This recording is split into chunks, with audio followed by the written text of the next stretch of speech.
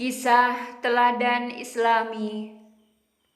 Menjadi wanita terakhir yang dinikahi Nabi, Maimunah binti Al-Harits. Assalamualaikum warahmatullahi wabarakatuh. Maimunah binti Al-Harits, Ummul Mukminin terakhir. Maimunah binti Al-Harits menjadi wanita terakhir yang dinikahi Nabi Muhammad sallallahu alaihi wasallam. Maimunah binti Al-Harits Al-Hilaliyah Al-Amiriyah lahir pada tahun 594, wafat pada tahun 51 Hijriah atau 673 Masehi. Adalah istri terakhir dari Nabi Muhammad sallallahu alaihi wasallam dan termasuk dari ibu para mukminin. Maimunah adalah saudari dari Ummul Fadli, istri Abbas dan bibi dari Khalid bin Walid, dan juga bibi dari Ibnu Abbas. Ia termasuk pemuka kaum wanita yang masyhur. Ia berasal dari keturunan bangsawan. Kemenangan kaum muslimin dalam perang Khaybar membuatnya sangat bahagia.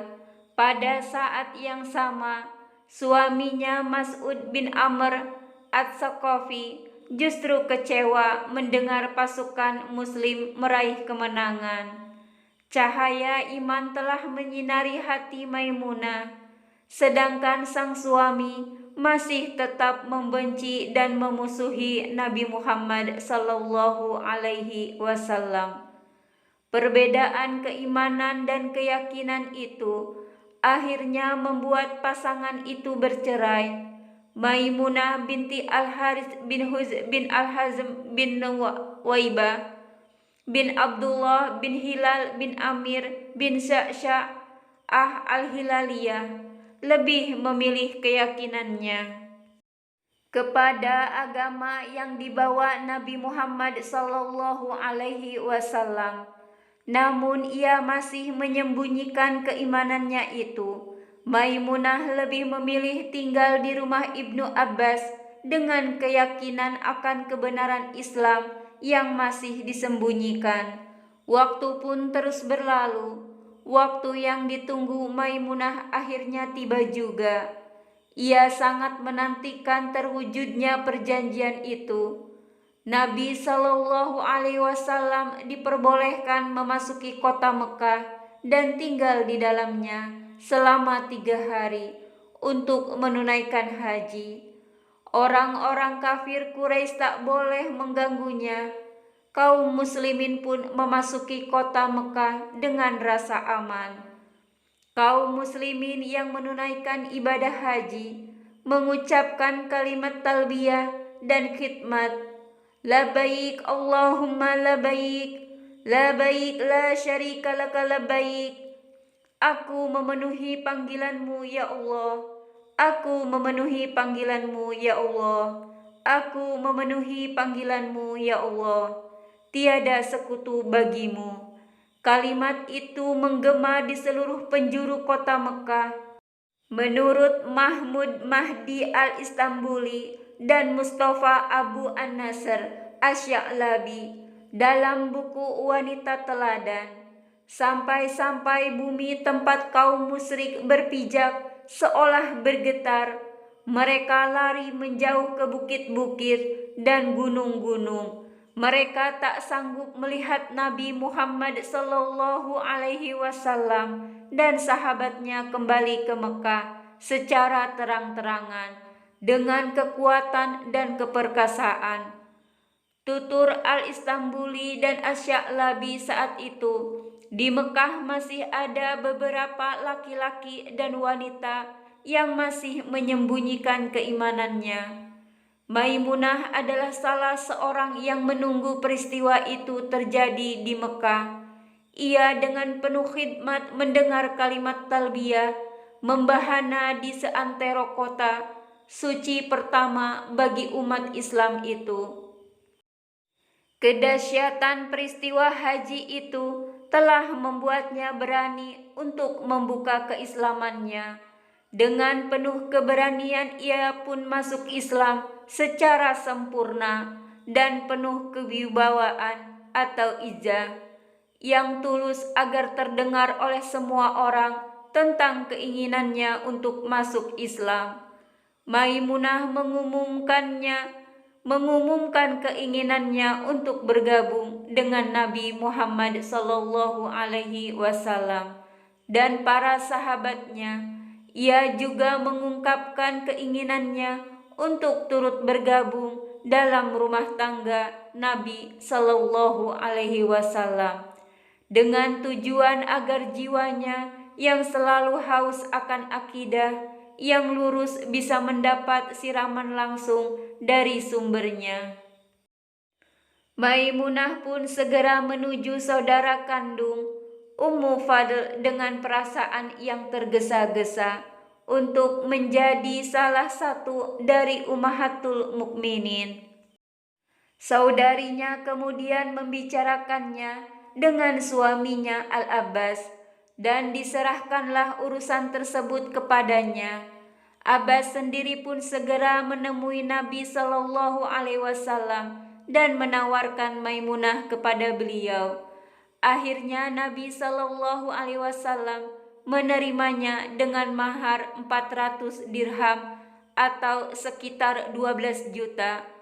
Dalam riwayat yang lain disebutkan, Maimunah sendiri yang datang menyerahkan dirinya kepada Nabi Shallallahu Alaihi Wasallam, sehingga turunlah ayat dari Allah, dan perempuan mukmin yang menyerahkan dirinya kepada Nabi, kalau Nabi menikahinya sebagai pengkhususan bagimu, bukan untuk semua orang mukmin. Al-Ahzab ayat 50. Ketika sudah berlalu 3 hari, sebagaimana yang telah ditetapkan dalam perjanjian Hudaybiyah, orang-orang Quraisy mengutus seseorang kepada Nabi Shallallahu Alaihi Wasallam. Mereka mengatakan, telah habis waktumu, maka keluarlah dari kami. Maka Nabi Shallallahu Alaihi Wasallam menjawab dengan ramah, bagaimana menurut kalian jika kalian biarkan sehingga aku merayakan pernikahanku di tengah-tengah kalian, dan kami sungguhkan makanan untuk kalian?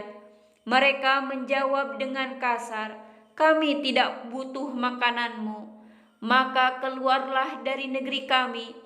Sungguh ada rasa keheranan yang disembunyikan pada diri kaum musyrikin selama tinggalnya Nabi Shallallahu Alaihi Wasallam di Mekah, karena kedatangan Rasulullah Shallallahu Alaihi Wasallam telah meninggalkan kesan yang mendalam pada banyak jiwa.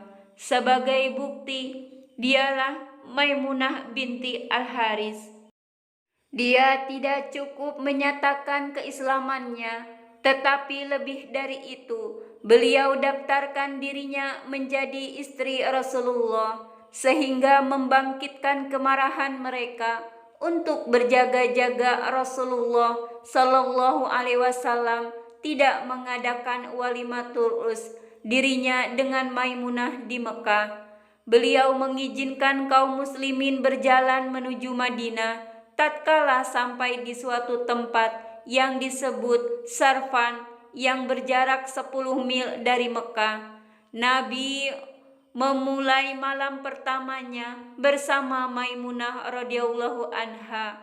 Hal itu terjadi pada bulan Syawal tahun ke-7 Hijriah.